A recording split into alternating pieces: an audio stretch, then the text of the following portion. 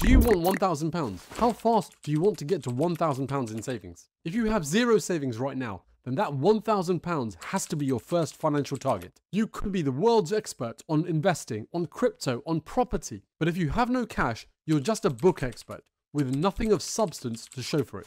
Getting to that £1,000 gives you some ounce of credibility, especially to yourself. And this video isn't about making £1,000 worth of things. It's about having £1,000 in cash savings in your bank account. You'll find lots of places you can sign up to things to get bonus, to get a little bit of credit here and there. This video isn't about that stuff because that is not where I want you to be. This channel is about money stuff, not money type stuff. It's about getting you on the right path, getting money under your control and not having it control you. So number one, the income versus expenses divide. Now this is an obvious one, and for that reason, it can't be missed. Skip ahead about 30 or 40 seconds if you don't want to hear this one. If you're bringing in £5,000 per month, then it's going to be easier for you to get to £1,000 of savings than someone who is, say, bringing in £2,000 a month. But regardless of your income, your expenses are the key thing you need to control to be able to save. If you're bringing in 2k a month, £2,000 a month, then spending £1,500 on rent is probably stupid. Equally, if you're bringing in £5,000 a month, then spending something like £3,000 per month on rent is probably stupid as well. This is because that level of spend on rent, while technically within your means much less is available for other essentials, let alone leisure or other stuff you want to spend your money on.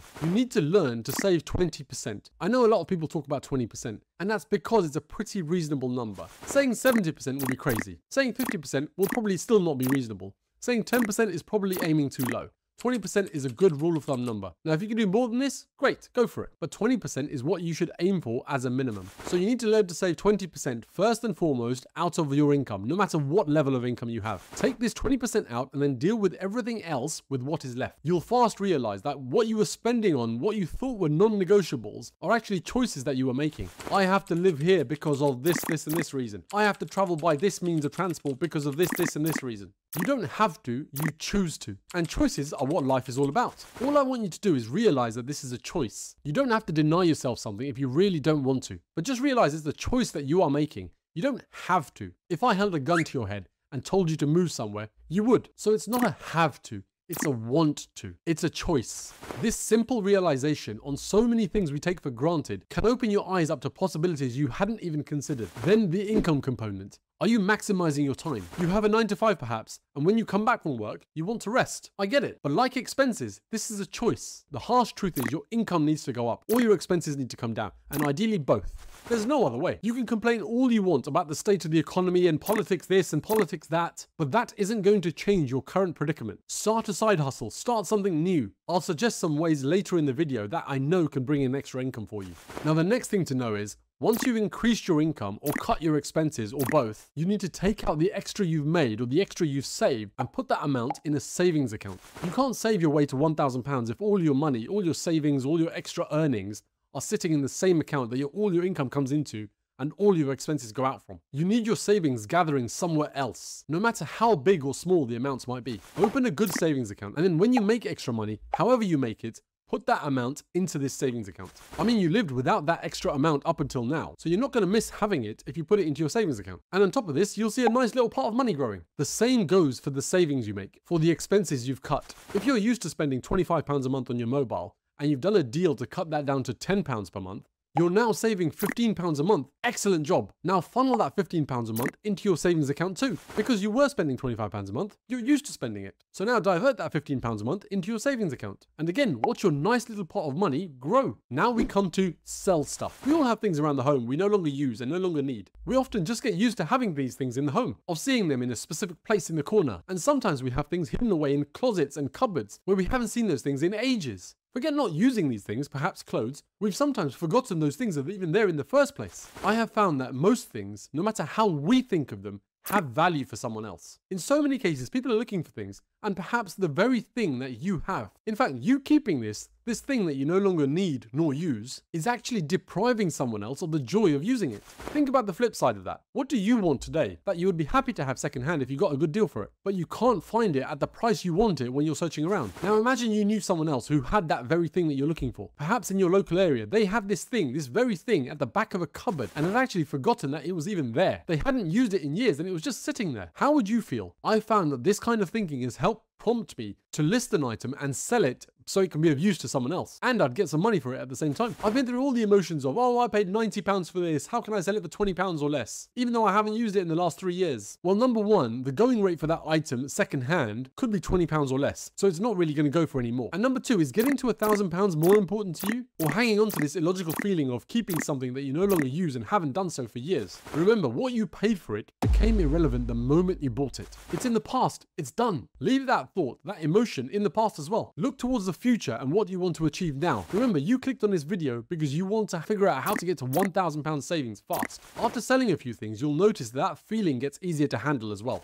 And your ability to list things and sell things on eBay, on Gumtree, on Nextdoor or whatever gets much easier as well. As an added bonus for you, once you get good at listing things and selling things on these sites, you can offer your neighbors help to sell their stuff online for perhaps a 20% share of the sale price. Next, we come to market research opportunities. There are lots of companies, in fact most companies out there, that conduct market research to understand their customers' behaviors better. And this doesn't happen for free. They have to pay for this. And very often they reach out to specific market research companies to conduct this research on their behalf. They give these companies a brief on the data or the customer insights they're looking for. Or they know what to test, they know what to research, but they don't know how to find the people that match the criteria they're after. So they reach out to these market research companies to perhaps find people who have taken out loans in the last 6 months, to ask them about their experiences of taking out that loan, or people who have bought car insurance in the last 3 months, or people who shop at Tesco's or Sainsbury's regularly. These research companies then find people that match the criteria that they've been given, either through their database or through ads. To get onto these databases and be one of the first to find out about these opportunities and earn money for participating in them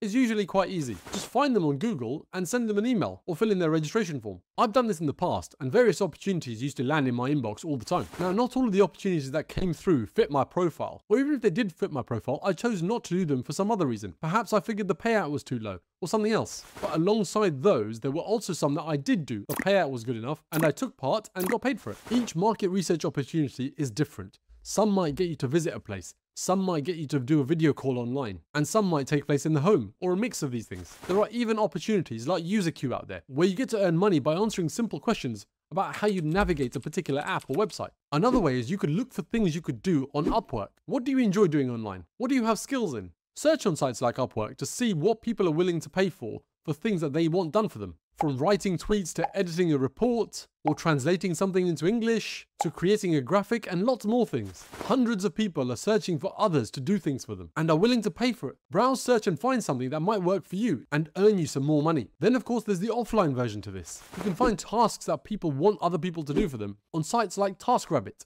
What can you do in the real world that others are willing to pay for? We talked about selling things for others already. But what about cleaning? Organizing projects, setting up IT or Wi-Fi for someone, or helping people get ready to move home. There are sites like TaskRabbit out there who offer services to people who might need help in their own lives or in their own home. Once you sign up to be a tasker, you choose the jobs you want to work on and bid for them. After you complete those jobs, you get paid. You get to choose the tasks you want to do, so you don't have to worry about getting stuck with jobs you never wanted. Your bid includes a commission that goes to TaskRabbit, so you don't have to worry about that part either. TaskRabbit collects the money for your completed tasks and then pays you directly. This means you don't have to worry about collecting money from clients. And then there's the easiest one of all, and you've heard me talk about this before, using cashback sites when you're shopping online. Just figure out what you want to buy and where you want to buy from, do all that research first, and then just before you're about to buy, search on a cashback site to see if the store is listed with them, and then use their special link to click through to the same store you were going to buy from instead of typing that store's name directly into the browser or via Google. Then you just complete your purchase as normal. Then if everything has gone right, then your order should have qualified for cashback, and then a few days, weeks or months later, a percentage of your order will be credited to your cashback account, ready to be withdrawn and put towards your £1,000 savings target. Now, like I said earlier, if you want to get to your £1,000 fast, you need to make sure that any extra money you make from the things I've mentioned here, or any money that you save from the things I've mentioned here, goes directly into a separate savings account, preferably a high interest one. So you start earning interest on any extra money immediately. And more importantly, this money is kept separate from your main account, where all your income goes into and your expenses go out of. It builds up outside of this. Let me know in the comments below how you get on. Even if you have to go away first, try those things and then come back and tell me how it went for you and how long it took you to get to your £1,000. For practical strategies on selling things in the UK, you'll want to watch this video next.